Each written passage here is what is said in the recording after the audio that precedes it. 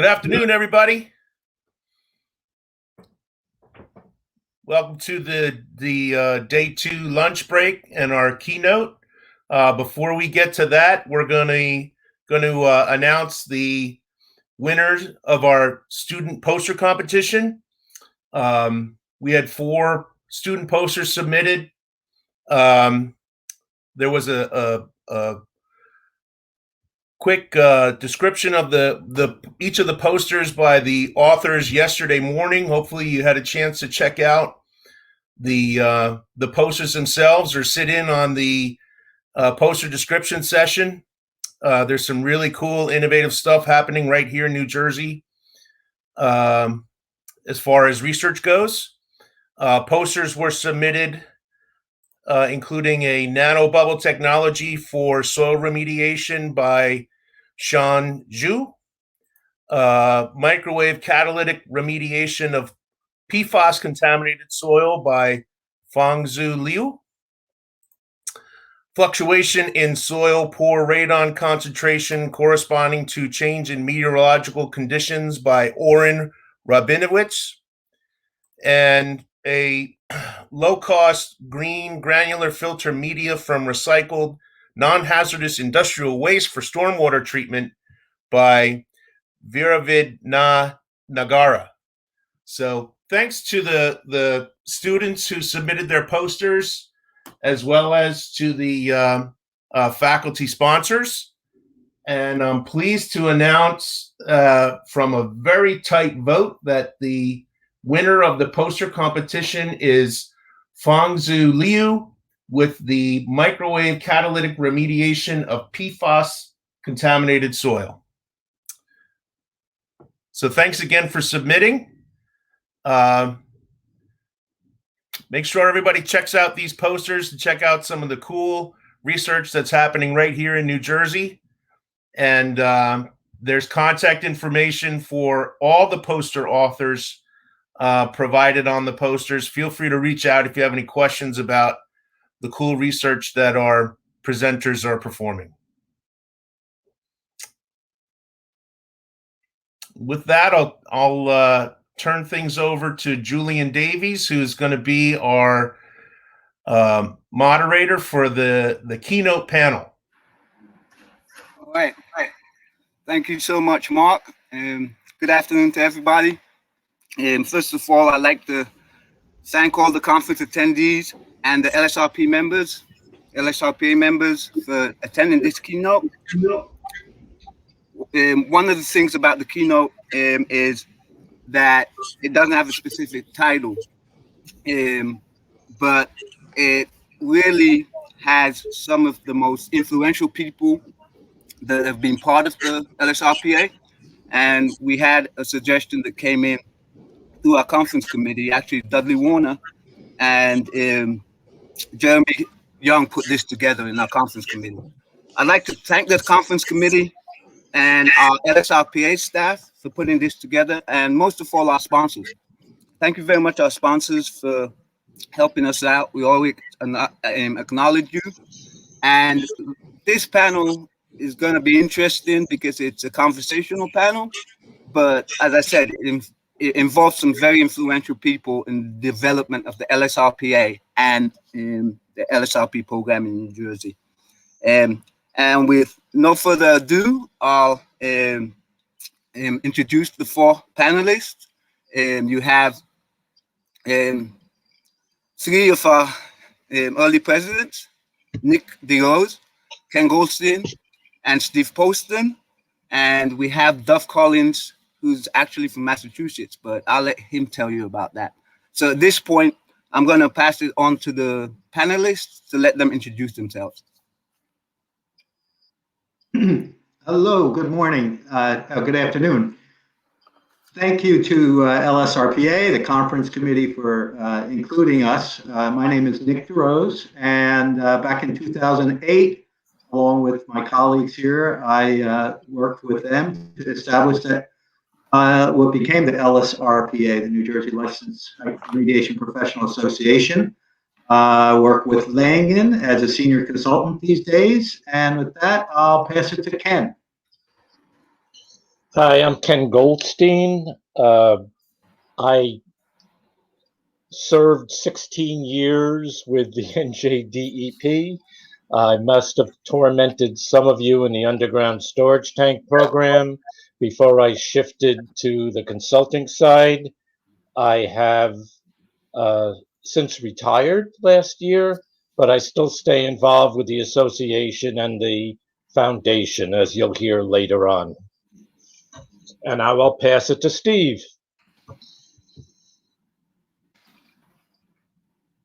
I think Steve might have dropped off. Duff, if you could jump in.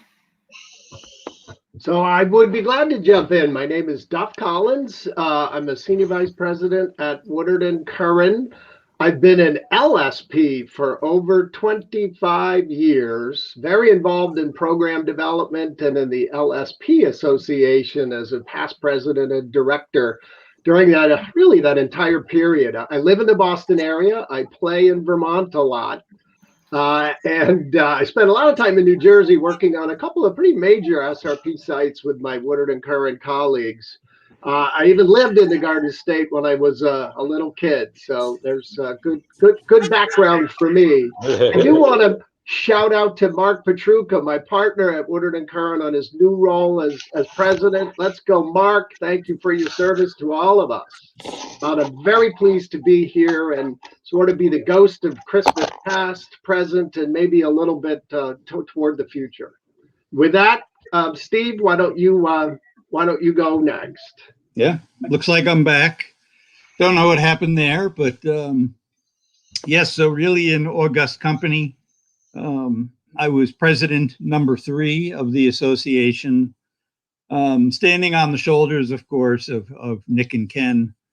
And I've been involved in the business 45 years. I think my company got acquired about 3 times over that period. So currently I'm still with a company called Wood, a company out of Scotland, and continue to be mostly busy, semi-retired, but really excited to be part of this panel and talk about where we came from and where we're at today. So.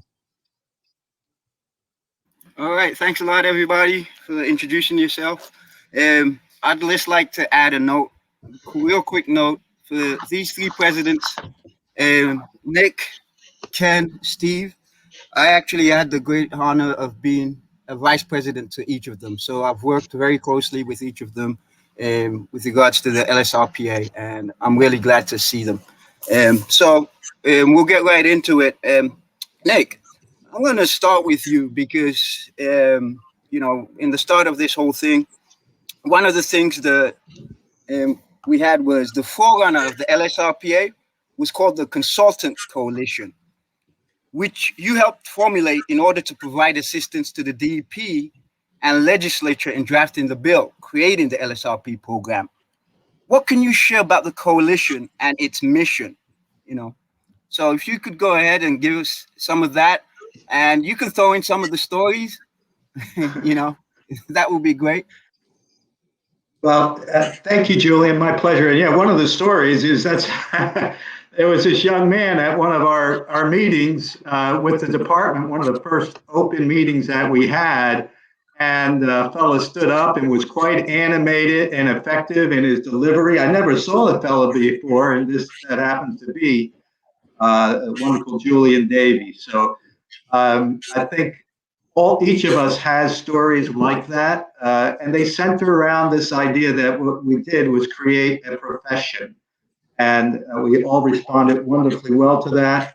I'm going to talk about the coalition in a second. I also want to impress upon the LSRPA members that there is nothing that you cannot accomplish or take on. You find that when you reach out to folks within an organization, we each have unique talents that we can bring together. And so, that's what's important, is to be open to that. So, and as far as the coalition, so in 2008, a draft of this legislation was circulated, Site Remediation Reform Act. And what that did, and what I want to impress upon you, is that Sarah served as a catalyst for for the recognition and establishment of the environmental remediation profession. Before that, we were, a disparate group doing our own thing, and anybody, frankly, could do it. So Sarah gave us that. In 2008, as we sort of prepared to address this legislation, this train coming down the track, and it had broad support in the legislature. So a number of us, including myself, thought, we're not going to resist this. We've got to engage with the process. And over 30 different consulting firms came together in 2008.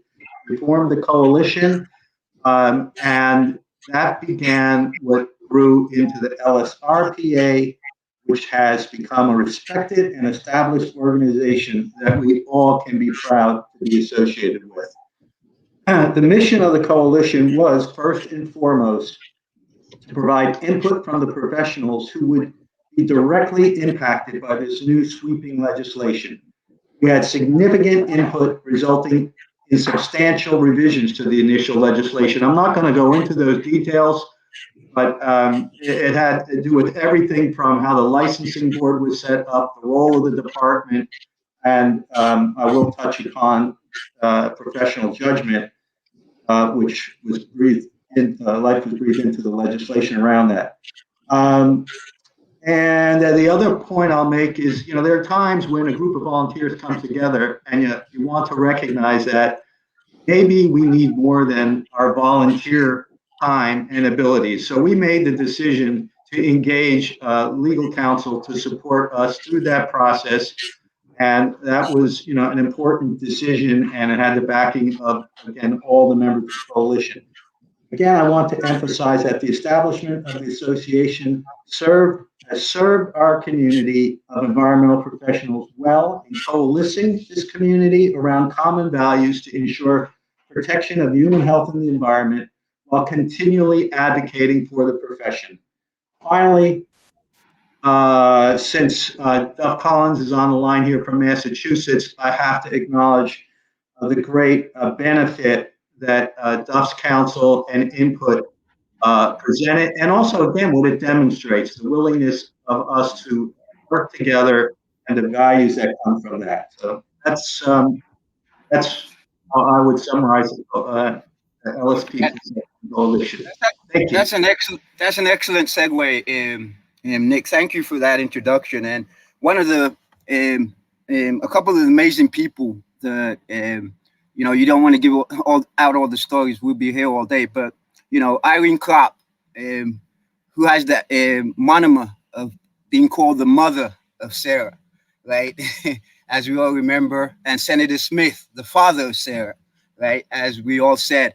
And one of the things also, before I pass it on to the segue with regards to having Duff, our consultants coalition, a lot of people might not know this. As Nick said, it morphed into LSRPA. Believe it or not, our first president of the consultant coalition was Sue Boyle. So that's a little tidbit that I just wanted to pass on to everybody. With regards to Duff from Massachusetts, Duff, thank you as always for being such support to us.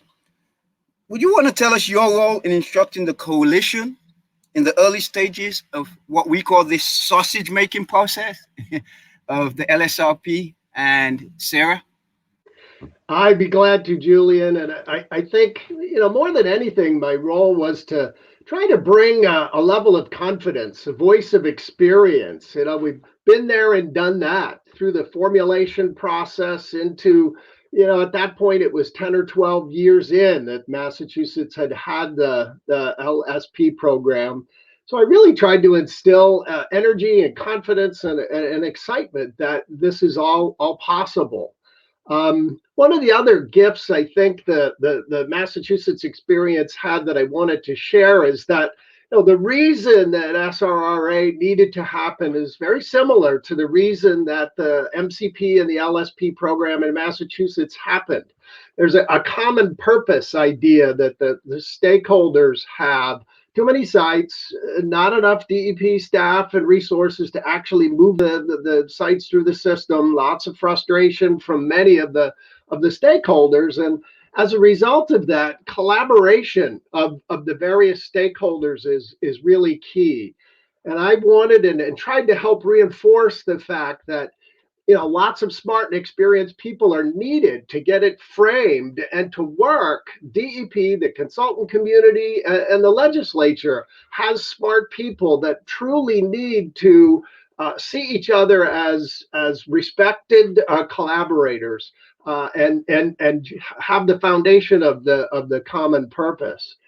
And I think with that energy, we were able to hone in on some really key elements that we had learned in the Massachusetts LSP program development and in its infancy and adolescence. And one of the really critical things is that the department and the LSRPs and the board of registration of LSRPs all had to exist, all had to have independent structure and independent responsibilities defined so that the level of relationship between those parties was firm, was clear, and a level of balance existed, at least from the framework standpoint of how the program would operate. It has served us incredibly importantly well in New Jersey as well as in Massachusetts, and making sure as the implementing rules were put together that balance and the recognition of that was truly critical.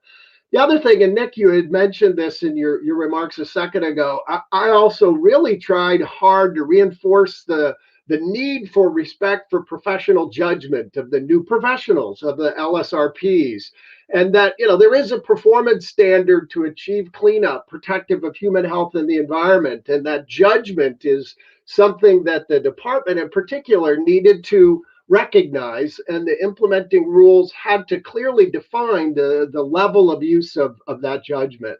So I think the voice of, yes, this can work, and we can all be excited about it. We all need to collaborate, and there's some key elements that are in the program in Massachusetts that we should use in New Jersey were really the key things I tried to bring.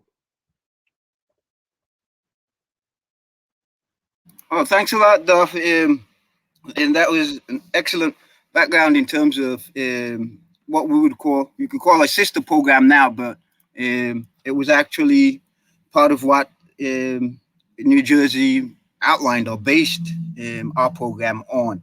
Going over to Steve, Steve, you were deeply involved in the early stages of the program, and my assisting and working with you. At one time, we were co-chairs of the Regulatory Outreach Committee, also known as the ROC. Do you want to detail some of those collaborative initiatives that we developed between the DEP and the LSRPA? Because I think it's worthwhile for a lot of the newer LSRPs to understand what the relationship was between ourselves as the LSRPs and the DEP personnel that we worked with, especially with regards to what I consider professional respect and listening to each other.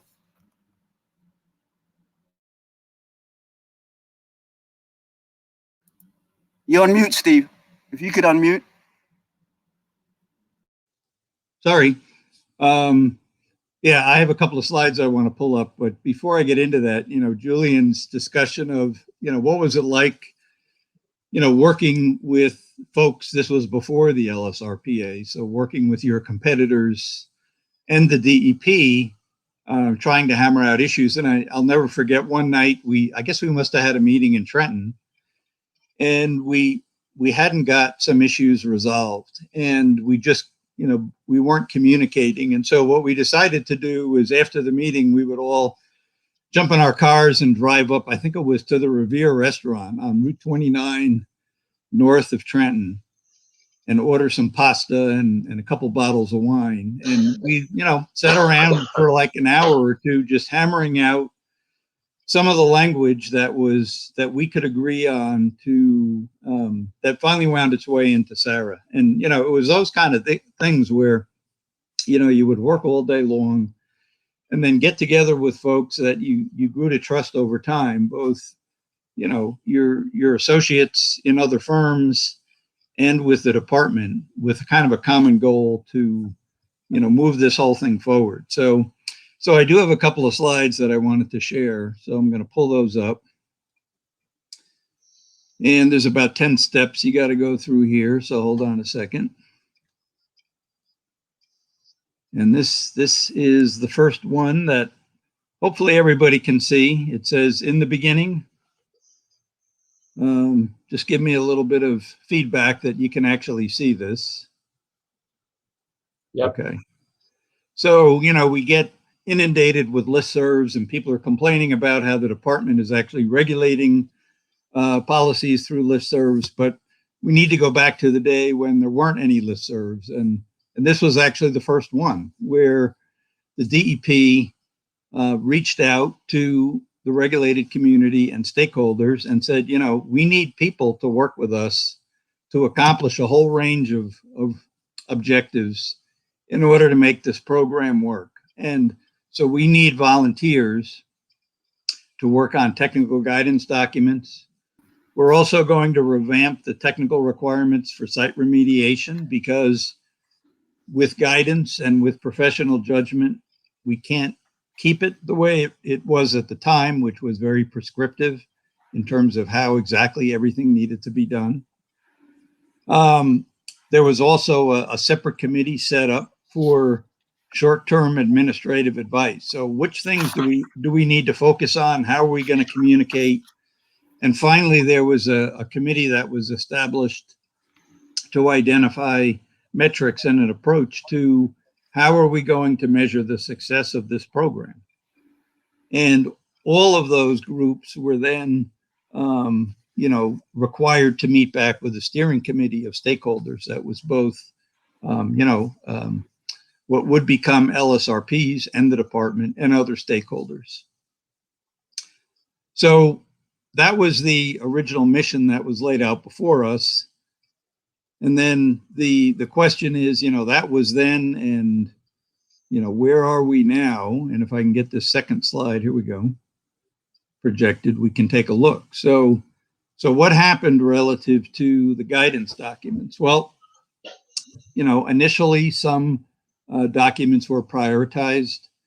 And for example, the attainment of remediation was one of them. That was where this whole concept of compliance averaging came into being, which, had just never been heard of before.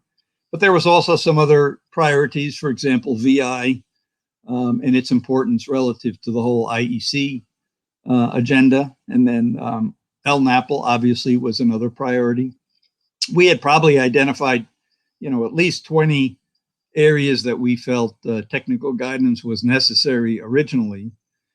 And so we worked initially on the first group in like the 2010-11 timeframe. And then we had our whole second set of kind of secondary priorities for technical guidance documents. And they included things like monitored natural attenuation, historic fill, diffuse anthropogenic pollution, things along those lines. And then, about 5 years ago, we actually started getting back into updating all of the original documents, and that's included to this day. But, from the original charter of we need to figure out where we need technical guidance and prioritize it, we now have 29 stakeholder developed technical guidance documents. So quite an achievement.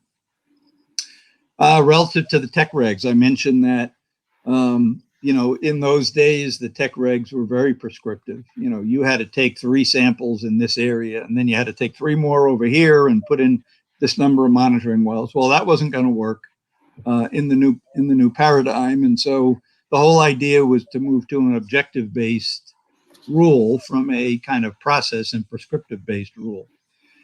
And we had a very open, and extensive stakeholder process where we literally all sat in a room for, probably 9 months, and once a month went through the entire rule subchapter by subchapter and, kind of imposed our will on a number of these objectives. So we weren't 100% successful in all of the initiatives that we felt ought to be included, but we did have a really open conversation between the department and the stakeholders.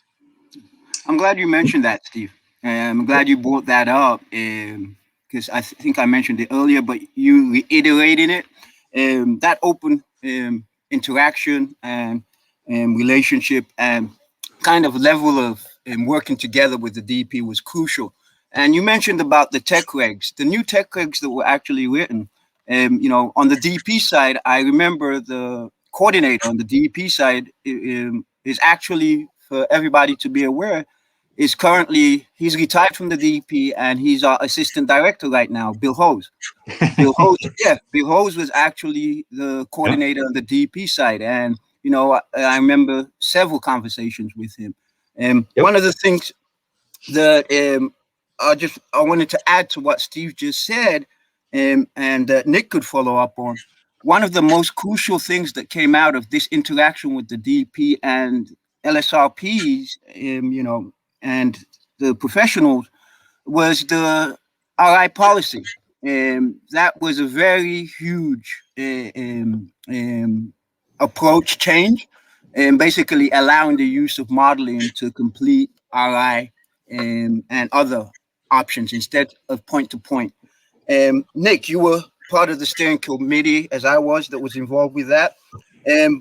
But apart from that, one of the key concepts in the final SARA, Site Remediation Act, was the use by LSRPs of professional judgment. That was a big push for all of us. Why was that so important?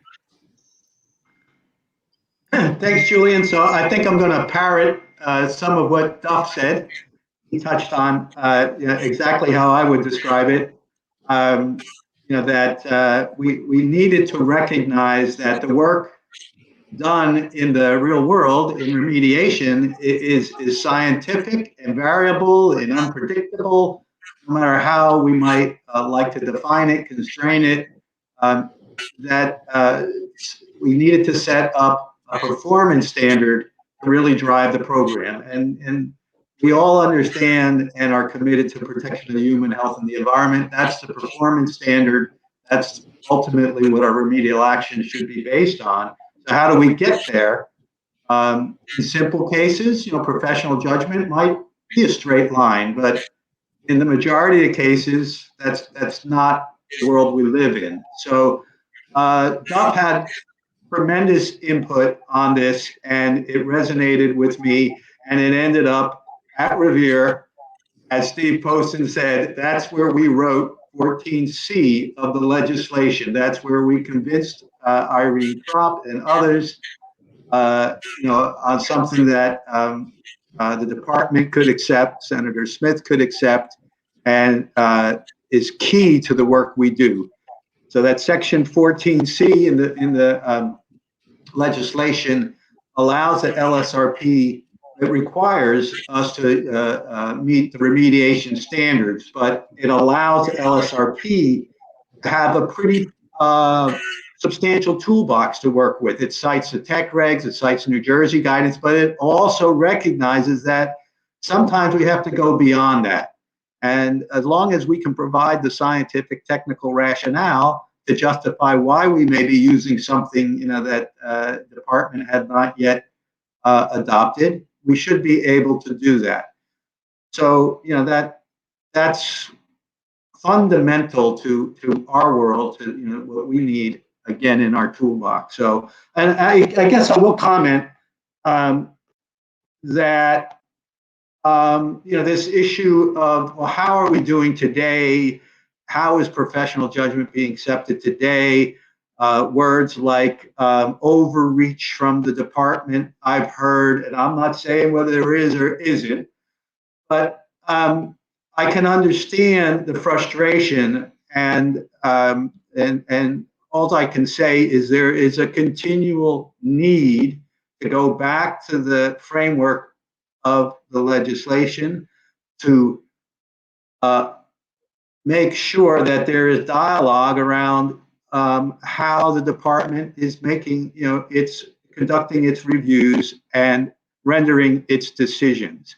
Ultimately, protection of human health and the environment is what our work needs to be held to. So, this is a natural tendency, I think, for the department.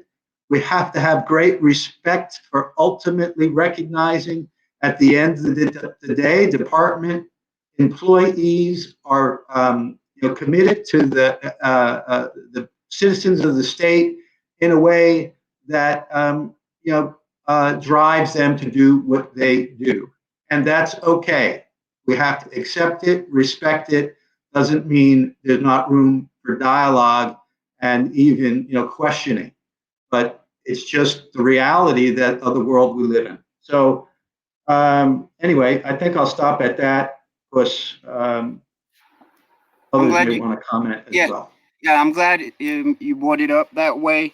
The dialogue absolutely was crucial at the beginning, and the dialogue should continue. And for current LSRPs or newly licensed LSRPs, that's really part of the point of this whole keynote panel, to highlight to you that yes, you're in a position where you do have professional judgment, and you're in a position and have attained a license that actually requires you to have this dialogue with the department, have this dialogue about what positions you have with the department, and not to shy away from it. You actually have a responsibility because, what Nick just said, not only are you expressing your professional understanding and whatnot, you're also helping the department understand what's going on, and combining with them for all our ultimate goals, which is protecting human health and the environment.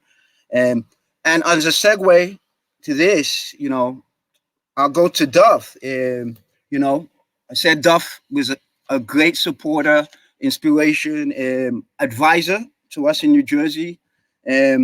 What are the major differences between the MASS and the NJ programs? And more specifically, Duff, what segment of the MASS program could have improved the New Jersey program? Because you've worked in Jersey, you've done most of your work up in Massachusetts, but you helped us in Jersey, but you've also worked in Jersey. So you have a kind of unique perspective, and we'd like to hear about that.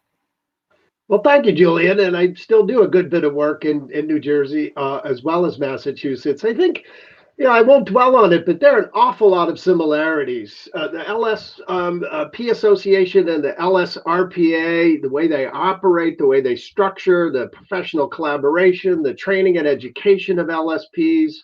The regulatory process has a stepwise approach where there are judgments made by the professional as to completion before moving to the next step. And ultimately, as Steve was referring to, a high degree of stakeholder involvement in the development and evolution of policy. I think those are underpinnings of a successful profession, and the way that both the MASS LSP program and the LSRP program in New Jersey work. And with those, I think it's a shining light for the rest of the country. I'm biased, but I'm allowed to be. Big differences, though, and I'll focus in on two. The one that I think is most obvious for folks is that the MASS regs are called the MASS Contingency Plan, the MCP, and the MCP has two different approaches to develop your remediation standards, your site cleanup standards. Method one, which is a lot like the SRS in New Jersey. They're promulgated standards, they're conservative, they're based on certain risk assumptions. But the MASS system also has a baseline risk assessment for both human health and the environment.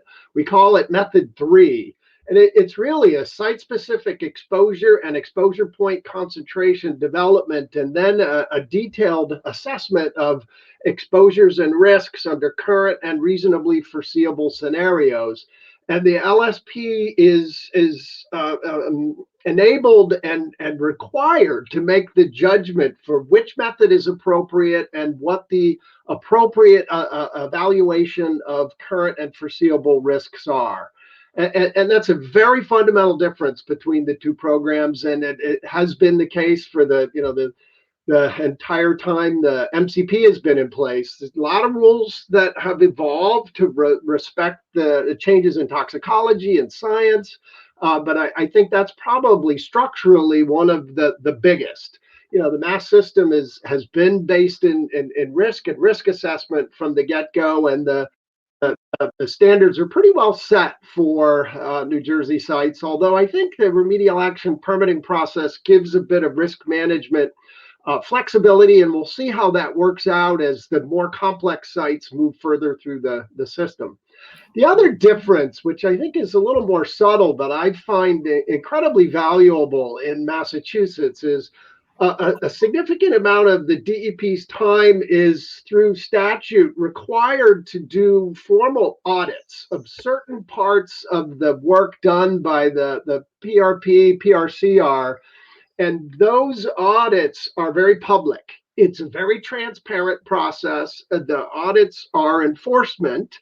And many of them show that there are no issues at all whatsoever. And some of them have, deficiencies that need to be addressed. Some rise to the level of enforcement with a notice of noncompliance or administrative consent and penalties. But that auditing process has, through the history of the program, given a lot of information based on the department's view of doing the work under the rules and the guidance that the LSP Association has tried to use to inform the practice on the department's interpretations, on our view of the department's interpretations, and continue the collaborative process.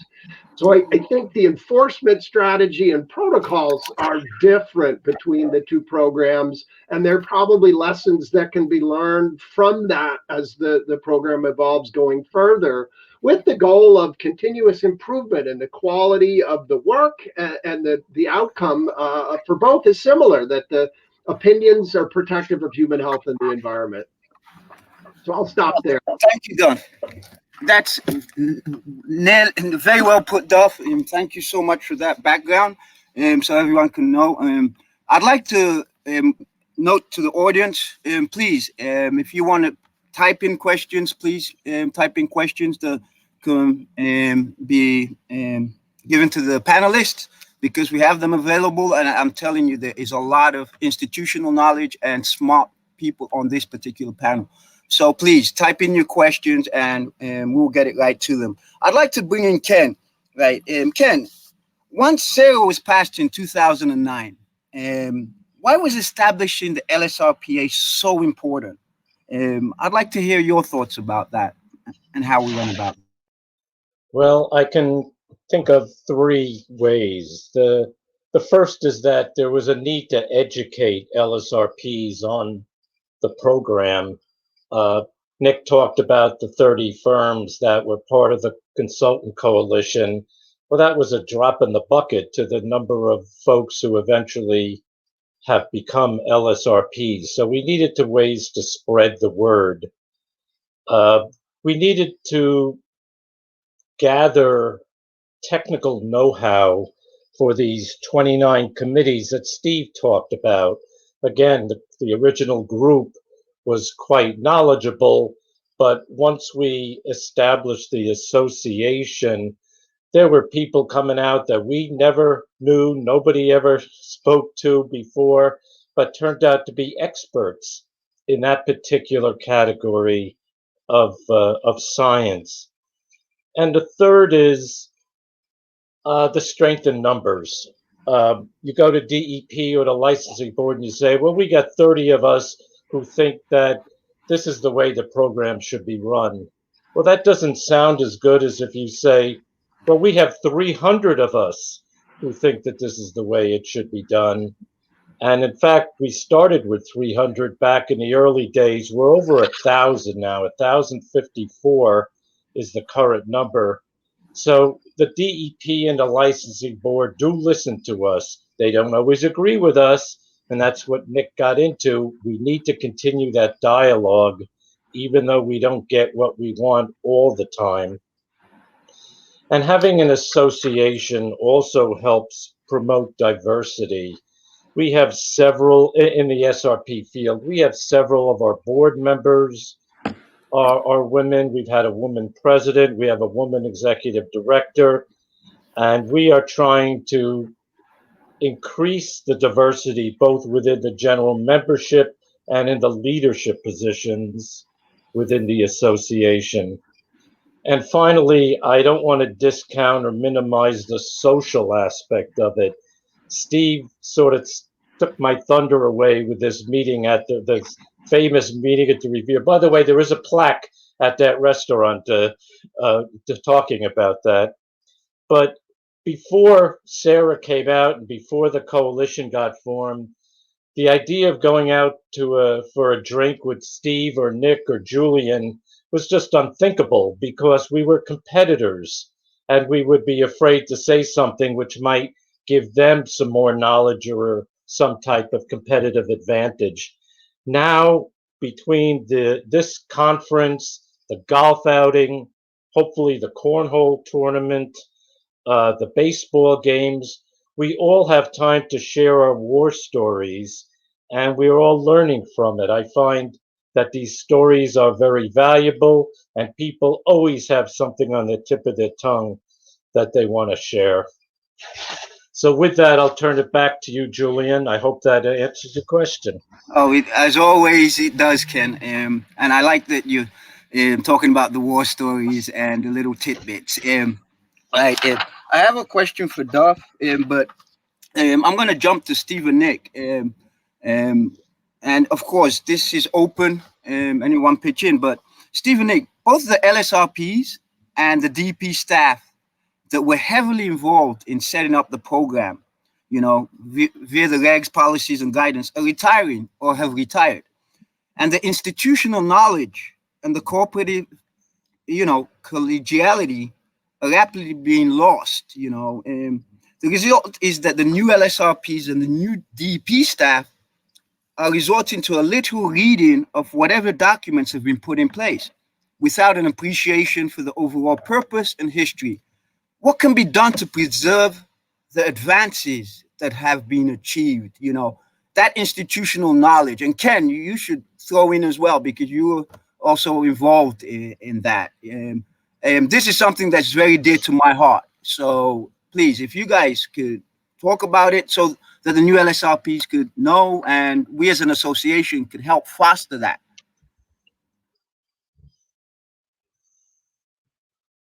I got it. Nick, go ahead. Yeah. I'm not sure who's up. Who's up, Julian? Who did you ask to? It's for Steve. Start with you, Nick. It's for you, Steve, and Ken. All right. Yeah, So I mean, go ahead, Steve. Let's get our act together. Go ahead, Nick.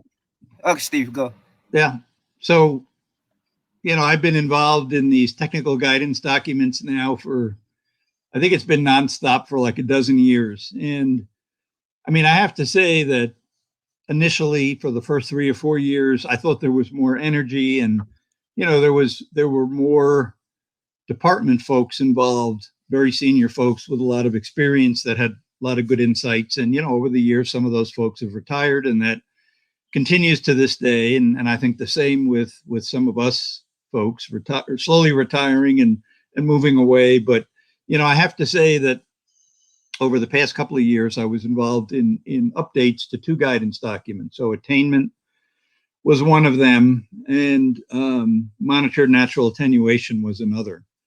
And, you know, the department had identified changes to each of those documents and provided suggested language.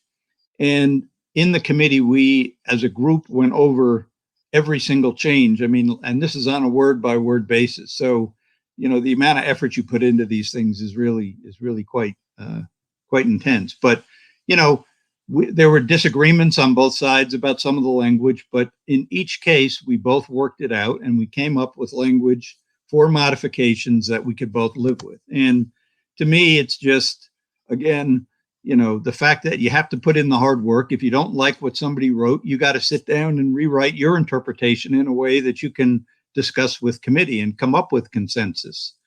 And what I found is even recently in these committees and working on these documents, there really has not been a change in the overall objective of needing to work together and rolling up your sleeves and getting things done. So, you know, I mean, that's the message that I'd like to give to folks that are just getting involved is don't be afraid to, you know, use your technical knowledge or the technical knowledge of your peers and, bring it to the forefront and bring it into these committees and, have your say. Don't give up. If there's some issues that you don't feel are appropriate or need to be handled in a way that reflects new science, I mean, you have to bring it up and you have to discuss it. My experience has been when you discuss it, it's something that can be accepted by the committee in full. So again, my message is, you have to roll up your sleeves and you have to work hard in these committees,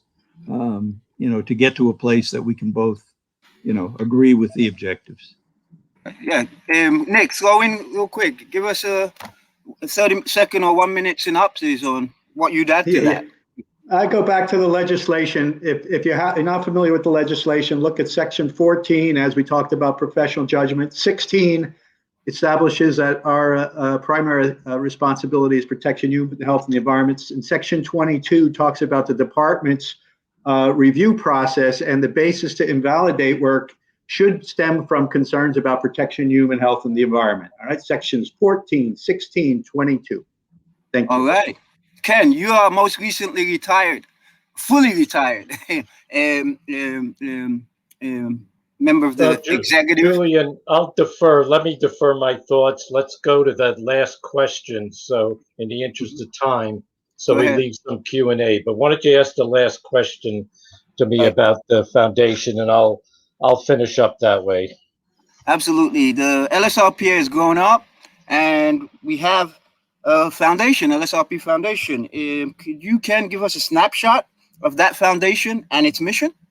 Yes, I'd love to, Julian. The association for tax purposes was set up as a 501c6 trade association as a nonprofit corporation.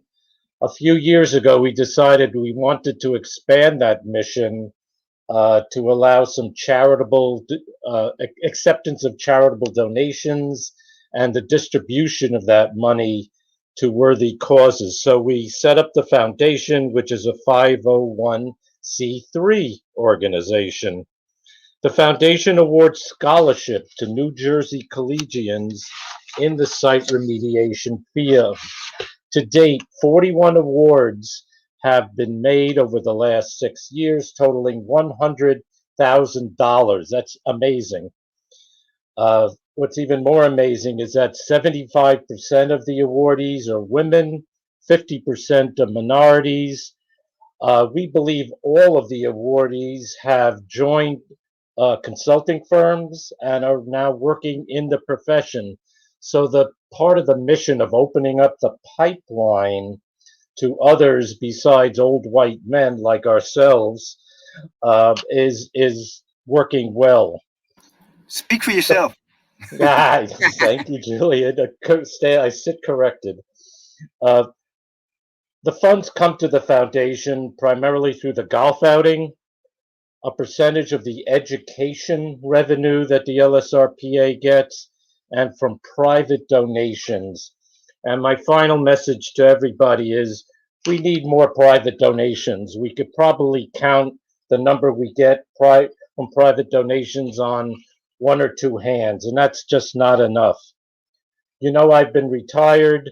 However, I've remained on the foundation board because this is one of the most satisfying experiences of my life. We want to issue more scholarships, so do me a favor, make it worth my while to stay on this board. Go to the stinking LSRPA website, push the stinking green button, and donate. Everybody who's listening to me right now, if there's anybody left, please donate. Don't wait for your company reimbursement. Do it for yourself. You'll feel great when you do it, and do it now. So we can get some more scholarships out there. And that is it. Thank you, Julian, for that. I'm glad you brought that up, Ken. For everybody in the chat, Taisha has noted to you that it's on the website for the donation.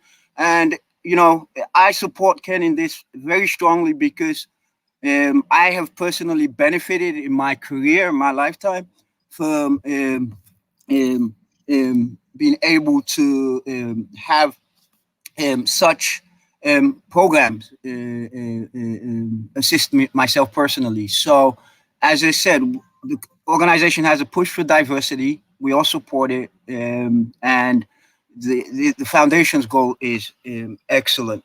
We've only got about 5 minutes left on the chat, and we have a question here for the panel. For many of you, as time goes on, more of us will pass through and retire.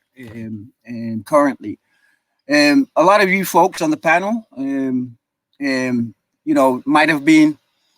might know or be aware of changes and doing new things with the association and programs that each of you founded. What are your thoughts on, or how do you support or look to see yourself supporting or assisting with that? I kind of added the question to the question. I'll just say, I think one of the things I'm really happy to see is that we've had the association thrive with leadership and members, steering committee, and so I can't say that I have any concern other than to see that the association continues to be vibrant and successful. I've got a keynote challenge for this particular keynote. I'm echoing what Ken said. Everybody, today's challenge for this keynote is to go click on the donate button within the LSRPA website for the foundation, and little amounts all add up. So that's the challenge for everybody here on this keynote today. Any other comments? Additional comments, Steve? Yeah, I just see there was some of the questions that came up related to Oprah and what can we do to fix Oprah. And I thought Sue might have some information on that, but folks should know that Oprah is not an SRP thing. It's a state government thing, and the SRP folks don't have full control over that. So it's a bigger problem than just dealing with the people that we typically deal with. But I agree that this whole concept of availability of electronic information to folks is something that, really needs some more attention at the department level.